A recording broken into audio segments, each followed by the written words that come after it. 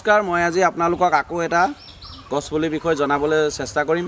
আৰু সেই গছপুলিটোৰ এটা ফলৰ দাম 1 কেজি ফলৰ দাম 2.5 লাখ টকা।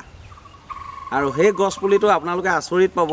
আৰু সেই গছপুলি আজি আমাৰ নাৰ্চাৰীত আমি ৰাখিছোঁ আৰু আমি নিজেও ৰুইছোঁ।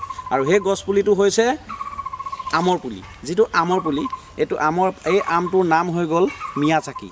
যিটো মিয়াজাকি বুলি কয় এই আমৰ পুলিটো, এইটো গ্ৰাফটিং হয়। ইয়াতে গ্ৰাফটিং কৰা আছে, দেখিছে? এইটো গ্ৰাফটিঙৰ হয়, এইটো ইয়াৰ নহয়, ইয়াৰ বাহিৰৰ পুলি হয়।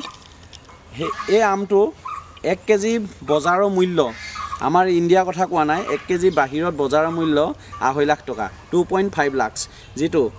আৰু এইকাৰণে এই আম পুলিটো আপোনালোকে ৰুবলৈ চেষ্টা কৰিব। আৰু এই আম পুলিটো কালাৰটোও বেলেগ। আৰু সেইকাৰণে আপোনালোকে যদি দৰকাৰ হয় এই আম পুলিটো ৰুব, লৈ যাব আৰু আমাৰ ইয়াতে পাব।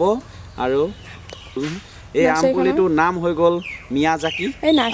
এই আম পুলিটো আপোনালোকে পাব। আৰু ইয়াত মোৰ ডিছক্ৰিপশ্যনত ফোন নাম্বাৰটো দিয়া থাকিব, আপোনালোকে কণ্টেক্ট কৰিব আৰু কণ্টেক্ট কৰি এই আম পুলিটো নিব পাৰিব। কাৰণ ইয়াৰ বজাৰ মূল্য বহুত এই আম পুলি, এই আমজোপা।